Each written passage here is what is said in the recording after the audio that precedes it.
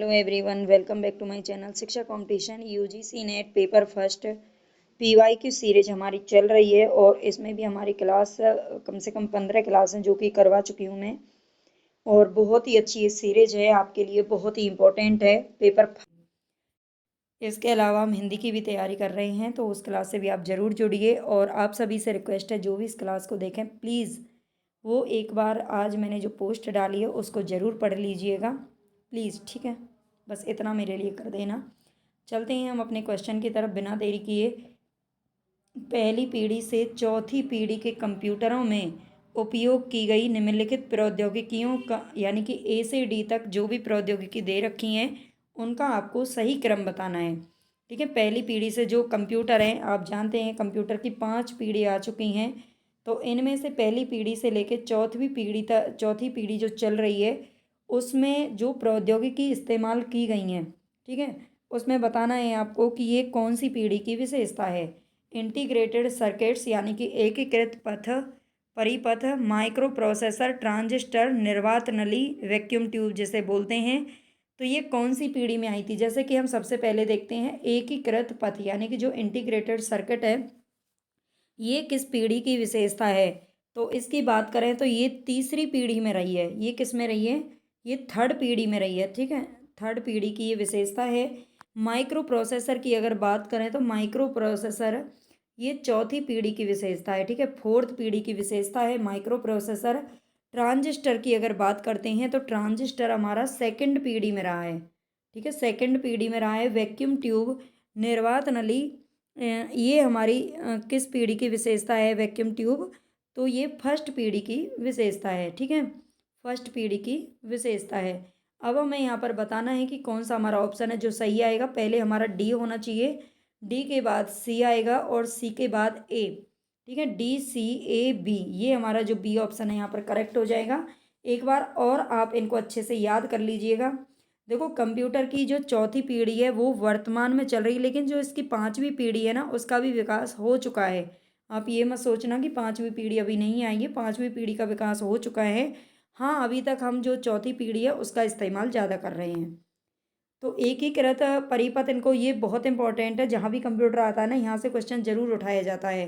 एकीकृत पथ यानी कि इंटीग्रेटेड जो सर्किट्स है ये थर्ड पीढ़ी की विशेषता है। थर्ड पीढ़ी में आया था, micro processor fourth, transistor second और निर्वात नली वैक्यूम ट्यूब फर्स्ट पीढ़ी की विशेषता है। नेक्स्ट क्वेश्चन की तरफ चलते हैं। सूची यहाँ पर मिलान करना है। तो एक तरफ आपको दे रखा है ऑनलाइन अधिगम मंच, ठीक है, ऑनलाइन पढ़ाई के लिए जो मंच होता है वो दे रखा है, और एक तरफ दे रखा है उनकी विशेषताएं। उनकी विशेषताएं क्या क्या हैं, ठीक है। तो सबसे पहले यहाँ पर हमें क्या दिया हुआ है? स्वयं। स्वयं का नाम बहुत बार सुना होगा, स्वयं की फुल फॉर्म भी पढ़ा चुकी हूँ मैं। मैंने थ्योरी पढ़ाई है इस पेपर फर्स्ट के लिए। अभी पेपर में टाइम है, अगर आप एक बार थ्योरी पढ़ना चाहते हैं, नए जुड़े, आपको नहीं पता है, तो प्लीज़ प्लेलिस्ट में थ्योरी की कुछ क्लासेज हैं और इतने शॉर्ट नोट में मैंने वो पढ़ाई हैं, जो इंपॉर्टेंट चीज़ें हैं उनको आप वहाँ से एक बार ज़रूर रिवाइज कर लेना। तो स्वयं की अगर बात करें तो स्वयं क्या की क्या विशेषताएं हैं? तो ये क्या करता है? भारतीय विश्वविद्यालयों में निशुल्क पाठ्यक्रम, ठीक है, भारतीय विश्वविद्यालयों से निशुल्क पाठ्यक्रम का ये क्या करता है? प्रोवाइड करता है, ठीक है, ये इसकी विशेषता है। नेक्स्ट है यहाँ पर उद्यमी। अब उद्यमी की विशेषता क्या है? तो ये क्या करता है? विभिन्न विषयों पर सशुल्क पाठ्यक्रम, विभिन्न विषयों पर सशुल्क यानी कि शुल्क लिया जाता है, ये निशुल्क नहीं है। निशुल्क का मतलब फ्री होता है और सशुल्क जिसमें फीस लगती है। तो सशुल्क पाठ्यक्रम किसमें? उद्यमी। स्किल शेयर की अगर बात करें तो स्किल शेयर की क्या विशेषता है? तो ये सृजनात्मक और उद्यमिता विषयों पर सशुल्क, ठीक है, सृजनात्मक और उद्यमिता विषयों पर सशुल्क। इसके बाद आता है खान अकादमी। तो खान अकादमी क्या करता है? के से लेकर 12 तक, के का मतलब है जो LKG UKG वाले बच्चे होते हैं उनके लिए, उनसे लेकर के 12th क्लास तक के बच्चों के लिए वीडियो व्याख्यान और अनुक्रियात्मक अभ्यास करवाता है, ठीक है। जो खान अकादमी है ये क्या करता है? के से लेकर 12 तक के बच्चों के लिए वीडियो और अनुक्रियात्मक अभ्यास करवाता है। तो इनकी जो विशेषताएं हैं आप इनको एक बार आमने सामने लिख लेना, कहीं पर जहाँ भी नोट्स बना रहे हैं, ठीक है, इनको समझ लेना अच्छे से, ये क्वेश्चन पूछा गया है। निम्नलिखित विश्वविद्यालयों को उनकी स्थापना के काल क्रमानुसार रखें। यहाँ पर कुछ विश्वविद्यालयों के नाम दे रखे हैं यूनिवर्सिटीज़ के, तो इसमें उनकी स्थापना कब हुई है वो आपको पता होना चाहिए। सबसे पहले आता है बनारस हिंदू विश्वविद्यालय। तो हम देखते हैं बनारस हिंदू विश्वविद्यालय की स्थापना हुई थी 1916 में। ये क्वेश्चन बहुत बार पूछा जा चुका है। इलाहाबाद विश्वविद्यालय, ये बनारस हिंदू विश्वविद्यालय की स्थापना 1916 में होती है। इसके बाद है जवाहरलाल नेहरू विश्वविद्यालय। तो जवाहरलाल नेहरू विश्वविद्यालय की स्थापना होती है 1969 में, ठीक है, जिसे JNU के नाम से जानते हैं। जवाहरलाल नेहरू कब स्थापित होता है? 1969 में। इलाहाबाद यूनिवर्सिटी की अगर बात करें तो इलाहाबाद यूनिवर्सिटी की स्थापना बहुत पहले होती है 1887 ईस्वी में, ठीक है, 1887 में। और जो दिल्ली विश्वविद्यालय ये 1922 में स्थापित होता है, ठीक है। दिल्ली विश्वविद्यालय कब होता है? 1922 में। अब आप देख सकते हैं सबसे पहले इसमें सी आना चाहिए, और सी हमारा एक ही ऑप्शन में दे रखा है, CADB, यही हमारा करेक्ट ऑप्शन हो जाएगा। बनारस हिंदू विश्वविद्यालय की स्थापना 1916 में होती है। जवाहरलाल नेहरू विश्वविद्यालय की स्थापना 1969 में होती है। इलाहाबाद विश्वविद्यालय 1887 और दिल्ली विश्वविद्यालय की स्थापना होती है 1922 में। ये वही 1922 का समय जब चौरा चौरी कांड हुआ था, है ना, इतिहास आप पढ़ते होंगे। नीचे दी गई श्रृंखला में कौन सी संख्या है जो प्रश्नवाचक चिन्ह को प्रतिस्थापित करेगी? यहाँ पर हमें दे रखा है क्वेश्चन मार्क दे रखा है, तो इसकी जगह पर कौन सी संख्या हमें आनी चाहिए? ठीक है, तो सबसे पहले आप इसमें देख सकते हैं, देखो 1 दे रखा है, फिर 3 है, फिर 6, फिर 10।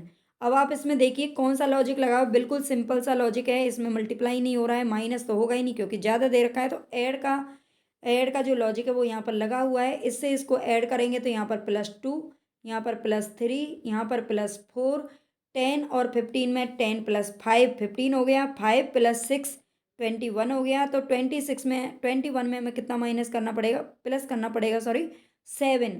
तो 21 में 7 प्लस करेंगे तो कितना आ जाएगा? 28 आ जाएगा, ठीक है, 28 आ जाएगा। यही हमारा करेक्ट ऑप्शन है। और 28 में आप 9 प्लस करके देख लेना तो कितना आएगा? 36 आ जाएगा, ठीक है, 36 आना चाहिए। मतलब हमने 7 प्लस किया है ना यहाँ पर, हाँ, तो इसमें 8 प्लस करना है, सॉरी 8 प्लस करना है, ठीक है। तो ये लॉजिक इसमें लगा हुआ है ऐड का। नेक्स्ट क्वेश्चन है यहाँ पर, निम्नलिखित में से किस प्रकार के अनुसंधान में अनुसंधानकर्ता की अभिरुचि के चरों को छोड़कर अन्य बाह्य चरों को व्यवस्थित तरीके से दूर किया जाता है? इनमें से किस प्रकार, कौन सा अनुसंधान है जिसमें अनुसंधानकर्ता की अभिरुचि के चरों को छोड़कर अन्य बाह्य चरों को व्यवस्थित तरीके से दूर किया जाता है? तो ये कौन सा है? क्वालिटेटिव रिसर्च, गुणात्मक अनुसंधान, लॉन्गिट्यूडनल रिसर्च, अनुदैर्ध्य अनुसंधान, एक्सपेरिमेंटल रिसर्च या कोरिलेशनल रिसर्च, सह संबंधात्मक अनुसंधान। कौन सा अनुसंधान है ये बताना है हमें। तो देखिए यहाँ पर कौन सा आंसर हमारा सही हो जाएगा? एक्सपेरिमेंटल रिसर्च, यानी कि प्रयोगात्मक जो अनुसंधान होता है उसमें अनुसंधानकर्ता की अभिरुचि के चरों को छोड़कर अन्य बाह्य चरों को व्यवस्थित तरीके से दूर किया जाता है, ठीक है, ये ध्यान रख लेना है। चलते हैं नेक्स्ट क्वेश्चन की तरफ हम। मुझे प्लीज़ कमेंट में ज़रूर बताया करो कि आपको क्लास कैसी लगी है। मेरी जो मेहनत है वो सफल हो भी रही है, नहीं हो रही है, वैसे मेरे लिए तो बिल्कुल नहीं हो रही है, मुझे कोई फ़ायदा नहीं हो रहा है। खैर कोई बात नहीं, आप लोगों को फ़ायदा हो जाए वही काफ़ी है। आप ज़्यादा से ज़्यादा प्लीज़ शेयर करें, सपोर्ट करें। बस मैंने आज यही पोस्ट में डाला है कि मैं बहुत, मतलब देखो इतना परेशानी तो नहीं बता सकती, लेकिन हाँ परेशान हूँ, कुछ गलतियाँ मुझसे हुई हैं, मैंने सारे अपने वादे पूरे नहीं किए। लेकिन अब आपको जो क्लास है वो निश्चित टाइम पर डेली मिलेगी। जो भी मैंने उसमें पोस्ट में लिखा है वो ज़रूर मैं कंप्लीट करूँगी, तो आप उसको एक बार ज़रूर पढ़िएगा प्लीज़, और मुझे लाइक कमेंट करके ज़रूर बताइएगा कि आपने पढ़ा है और आपको कैसे लगा है। ऑनलाइन मीडिया के स्वचालन यानी कि ऑटोमेशन तत्व से क्या उत्पन्न होना संभव हो पाया है? ऑनलाइन मीडिया के स्वचालन यानी कि ऑटोमेशन तत्व से क्या उत्पन्न होना संभव हो पाया है? गुणवत्ता युक्त सूचना की सीमित मात्रा, प्रयोक्ता विशिष्ट सूचना, जटिल दार्शनिक सूचनाएं, अविशिष्ट सामान्य सूचना। तो यहाँ पर आएगा प्रयोक्ता विशिष्ट सूचना, ठीक है। ऑनलाइन मीडिया के स्वचालन तत्व से प्रयोक्ता विशिष्ट सूचना का उत्पन्न होना संभव हो पाया है। स्वचालन किसे कहते हैं? अपने आप में होने वाली क्रिया को स्वचालन कहा जाता है। नीचे 2 कथन दिए गए हैं, बताना। यहाँ पर 10 क्वेश्चन है, ज़्यादा नहीं है, थोड़ी शॉर्ट ही मैं क्लास लूँगी ताकि आप लोग इंटरेस्ट से देख सको, है ना, और उसको पसंद भी कर सको। तो नीचे दो कथन दिए गए हैं। प्रत्येक माध्यम का अपना व्याकरण नहीं होता है, प्रत्येक मीडिया व्याकरण कालक्रम से विकसित हुए हैं और इसमें परिवर्तन होता ही रहता है। तो प्रत्येक माध्यम का अपना व्याकरण नहीं होता, ये है इसमें रॉन्ग। ठीक है, ये इसमें गलत है पहले वाला। प्रत्येक मीडिया व्याकरण कालक्रम से विकसित हुए हैं और इसमें परिवर्तन होता रहता है, ये वाला हमारा करेक्ट है। तो डी ऑप्शन हमारे यहाँ पर सही हो जाएगा। नेक्स्ट क्वेश्चन है, निम्नलिखित में से कौन सी वायु प्रदूषक की मानवीय रक्त के हीमोग्लोबिन से अत्यधिक सशक्त संबद्धता है? कौन सा ऐसा वायु प्रदूषक है जिसकी मानवीय रक्त के हीमोग्लोबिन से बहुत ज़्यादा सशक्त संबद्धता रहती है? हमारा सीधा मतलब रक्त में जाकर के कौन सा मिल जाता है? तो ये है कार्बन मोनोऑक्साइड।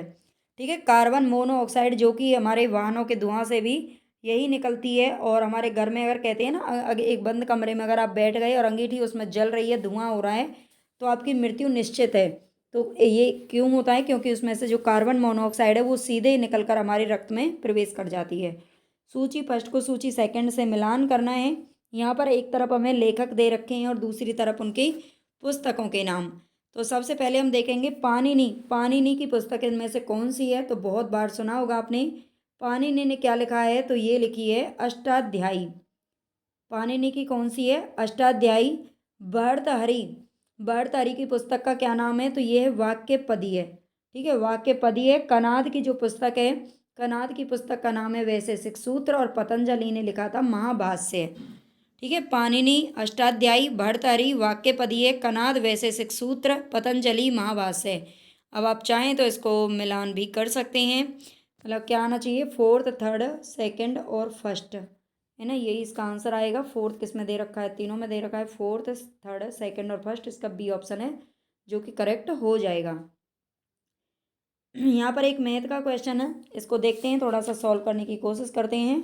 ए किसी कार्य का 1/3 भाग 4 दिन में पूरा करता है और बी उस कार्य का 3/4 भाग 15 दिन में कर सकता है।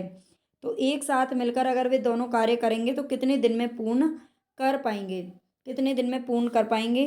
तो सबसे पहले देखते हैं, देखो इसको करने का जो तरीका है वो देख लेते हैं। ए के द्वारा कार्य को पूरा करने में जो लगा समय है, समय बताना है कि ए किसी कार्य का 1/3 भाग करता है कितने दिन में? 4 दिन में। तो इसका मतलब एक दिन में कितना करेगा? एक दिन में उसने कितना काम किया है? ठीक है, जो समय है वो कितना लगाया है, तो यानी कि 4 × 3 कितना हो जाएगा? 12 दिन हो जाएंगे। 12 दिन में उसने ये काम किया है।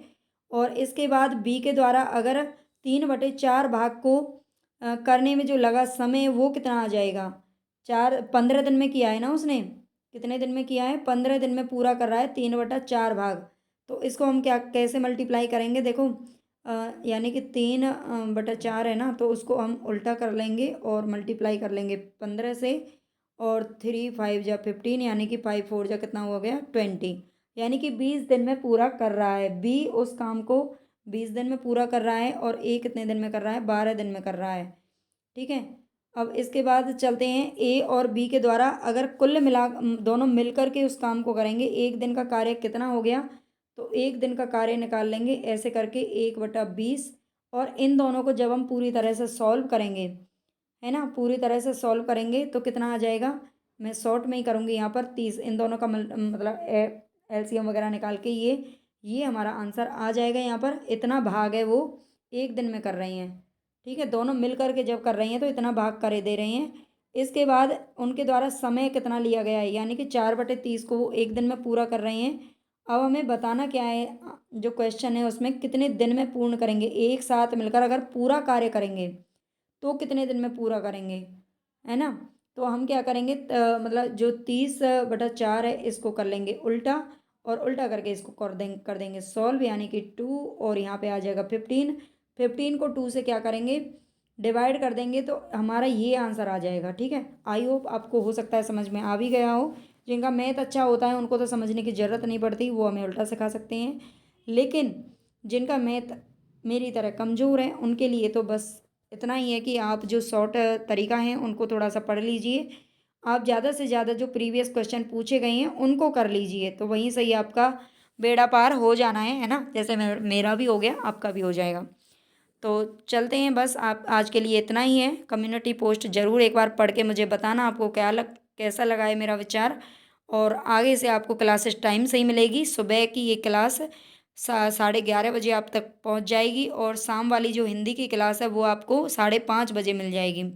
इसके अलावा अगर मुझे और कोई क्लास लेनी होगी तो वो मैं आपको बता दिया करूँगी।